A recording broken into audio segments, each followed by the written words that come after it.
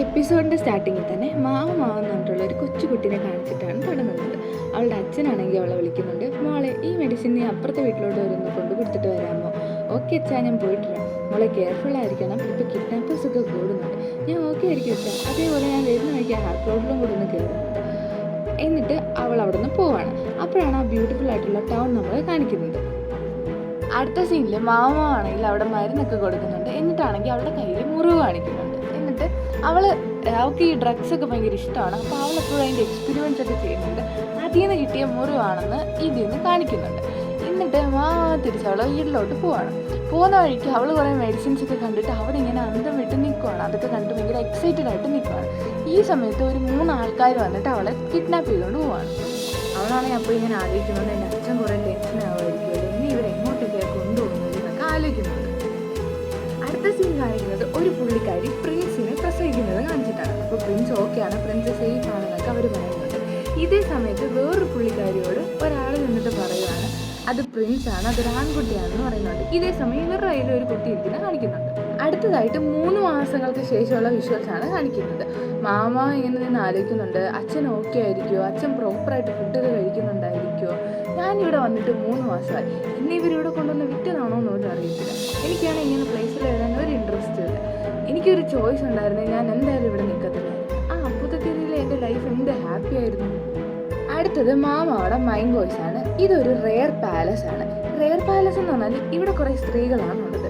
ഇവരുടെ ഡ്യൂട്ടി എന്താണെന്ന് വെച്ചാൽ എംപററിൻ്റെ മക്കൾക്ക് ജന്മം കൊടുക്കുക എന്നുള്ളതാണ്. ഇവിടെ പുറത്തുള്ള ആർക്കും പ്രവേശനമൊന്നുമില്ല, ആണുങ്ങൾക്കൊന്നും പ്രവേശനമൊന്നുമില്ല. ആകെ എംപററും പിന്നെ പുള്ളി വിശ്വസിക്കുന്ന കുറച്ച് ഇമ്പോർട്ടൻ്റ് ആയിട്ടുള്ള ആൾക്കാർ മാത്രമാണ് ഇവിടെ ഉള്ളത്. ഞങ്ങളൊക്കെ ഇവിടുത്തെ സെർവിങ് ലേഡീസാണ്. ഞങ്ങളൊക്കെ എപ്പോൾ വേണമെങ്കിലും മരിക്കാം, അതിനൊന്നും ഇവിടെ ഇമ്പോർട്ടൻസ് ഒന്നുമില്ല.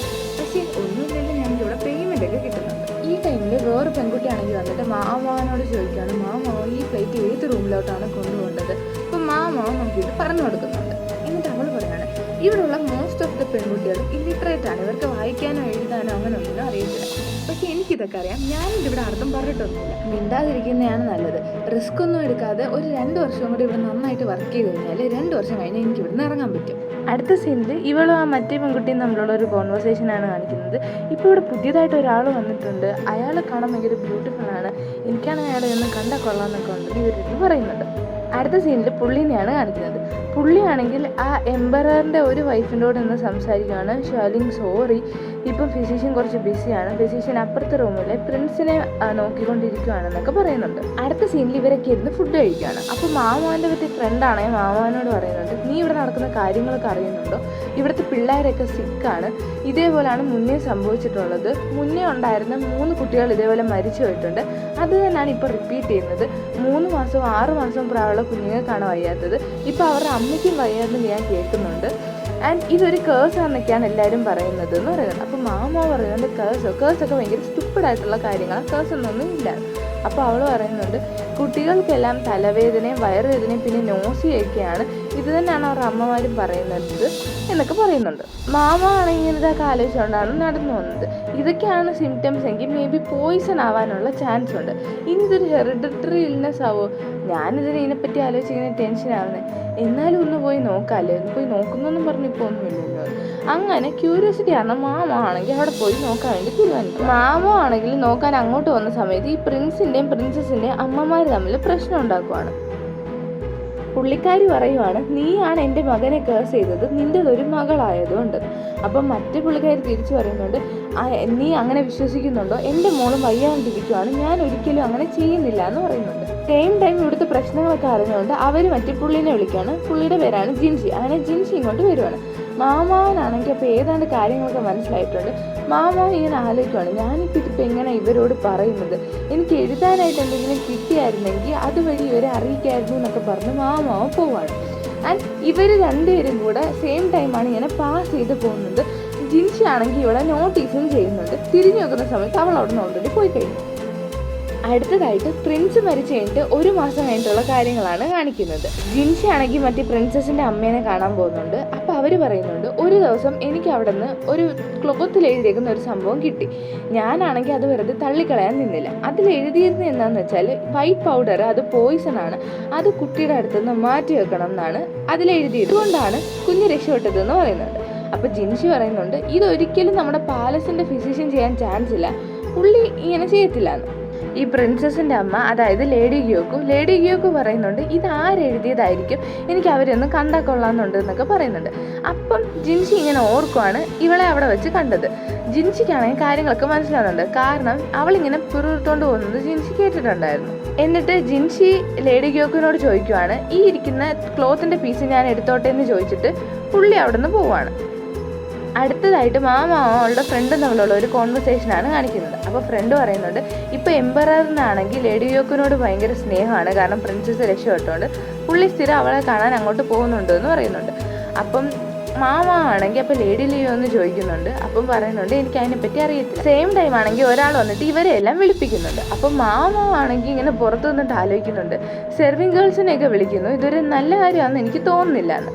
അപ്പോൾ ജിൻഷി അങ്ങോട്ട് വരുന്നുണ്ട്. ജിൻഷിനെ കണ്ട ഉടനെ എല്ലാവരും ഇങ്ങനെ ഭയങ്കര വണ്ടറടിച്ച് നിൽക്കുകയാണ്. അപ്പോൾ മാമാവാണ് ആലോചിക്കുന്നുണ്ട് ഈ അറഗൻ്റായിട്ട് നിൽക്കുന്ന ഒരു സ്ത്രീ ഇതാരാന്ന് ഇങ്ങനെ ആലോചിക്കുന്നത്. അപ്പോൾ ജിൻഷി വന്നിട്ട് പറയുന്നുണ്ട് ഞാനാണ് ഈ റെയർ പാലസിൻ്റെ മാനേജർ, പേര് ജിൻഷി.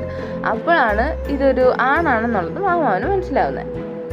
ജിൻഷിയാണെങ്കിൽ അവിടെ ഇരുന്നിട്ട് ഒരു പേപ്പർ എടുത്തിട്ട് അതിൽ എഴുതുവാണ് ഹേ ഫ്രെക്കിൾസ് നീ അവിടെ നിൽക്കുമെന്ന്. അപ്പോൾ ആണെങ്കിൽ പെട്ടെന്ന് പേടിക്കുന്നുണ്ട്. എല്ലാവരും എന്നിട്ട് തിരിച്ചു പോക്കോളം പറയുവാണ് ജിൻഷി. അപ്പോൾ അവൾ ആലോചിക്കുക ഞാനിപ്പോൾ അറ്റൻഷൻ കിട്ടാൻ വേണ്ടി എന്താ ചെയ്തതെന്നൊക്കെ ഇങ്ങനെ ഓർക്കുവാണ്. അപ്പോഴാണ് അവർക്ക് കാര്യം മനസ്സിലായത് ഇവിടെ ആകെ എഴുതാനും വായിക്കാനും അറിയാവുന്നത് അവൾ മാത്രമേ ഉള്ളൂ.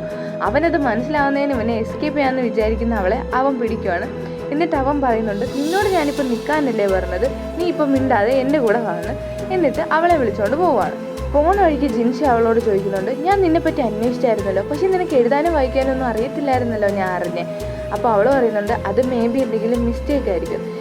എന്നിട്ട് മാമാവാണ് ഇങ്ങനെ ആലോചിക്കുകയാണ് ഇയാളിപ്പോൾ എന്തായിരിക്കും കണ്ടുപിടിച്ചത്, ഇയാളിപ്പോൾ എന്തിനാ എന്നെ ഇങ്ങനെ വിളിക്കുന്നത്, ഇയാൾക്ക് എന്താ ഇവിടെ വേറെ പണിയൊന്നുമില്ല, എനിക്കിനി എന്ത് പണിഷ്മെൻ്റ് ആയിരിക്കും കിട്ടാൻ പോണേ, എന്നെ അവർ കൊല്ലാതെ വിട്ടാൽ മതിയായിരുന്നു എന്നൊക്കെ മാമ ആലോചിക്കുവാണ്. ഇവർ നേരെ പോകുന്നത് ലേഡി ഗിയോക്കിൻ്റെ റൂമിലാണ്. ലേഡി ഗിയോക്കു ആണെങ്കിൽ ഇവളെ കണ്ട ഉടനെ ഇവളോട് പറയുവാണ് താങ്ക്സ്, നീയാണ് എൻ്റെ കുഞ്ഞിൻ്റെ സേവിയർ എന്നൊക്കെ. അപ്പോൾ അവൾ പറയുന്നുണ്ട് മേ ബി ഇതൊരു മിസ്അണ്ടർസ്റ്റാൻഡിങ് ആയിരിക്കും. അവൾക്കാണെങ്കിൽ ഇതിലൊന്നും ഇൻവോൾവ് ആവാൻ തീരെയും താല്പര്യമില്ല. ജിൻഷി ആണെങ്കിൽ ഉടനെ ആ ഫാബ്രിക് എടുത്തിട്ട് പറയുകയാണ് ഇതാകെ ഇവിടെ യൂസ് ചെയ്യുന്നത് ഈ സെർവിങ് ഗേൾസ് മാത്രമാണ്, അപ്പം നീ ഇത് എടുത്തിട്ടുണ്ടെങ്കിൽ അതിനർത്ഥം ഇത് നീ നിൻ്റെ സ്കേർട്ടിൽ നിന്ന് വല്ലതും എടുത്തതാണെന്ന് അവൻ പറയും. അപ്പം മാമാവന് മനസ്സിലായി ഇനി ഒന്നും പറഞ്ഞിട്ട് കാര്യമില്ല, കാരണം ഇവയെല്ലാം അന്വേഷിച്ച് കണ്ടുപിടിച്ചിട്ടുണ്ട്.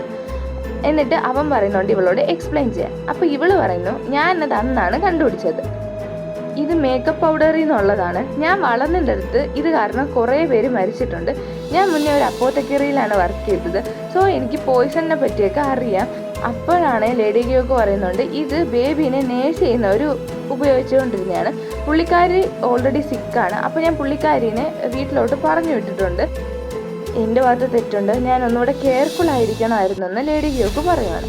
അപ്പോൾ ജിൻഷി പറയുന്നുണ്ട് എൻ്റെ ഭാഗത്തും തെറ്റുണ്ട്, ഇത് ഞാൻ നേരത്തെ കണ്ടുപിടിച്ചായിരുന്നെങ്കിൽ എനിക്ക് കുറേ പേരുടെ ലൈഫ് സേവ് ചെയ്യാൻ പറ്റുമായിരുന്നു, പ്രിൻസിൻ്റെ ലൈഫ് എന്ന് പറയുന്നത്. അപ്പം ലേഡി ഗിയോക്ക് പറയുന്നുണ്ട് ഈ മെസ്സേജ് കണ്ട ഉടനെ ഞാൻ ലേഡി ലിയോനോട് പറഞ്ഞതാണ്, പക്ഷെ പുള്ളിക്കാരി അതൊന്നും കേട്ടില്ല. ഈ ടൈമിൽ മാമാവാണ് ചോദിക്കുന്നത് ഞാൻ ഇപ്പോൾ എന്താണ് ചെയ്യേണ്ടത് എന്ന്. അപ്പം പുള്ളിക്കാരി പറയുവാണ് നിന്നെ ഞാൻ ഇനി തൊട്ട് എൻ്റെ ലേഡി വെയിറ്റിംഗ് ആക്കാൻ പോവുകയാണെന്ന് പറയുന്നുണ്ട്.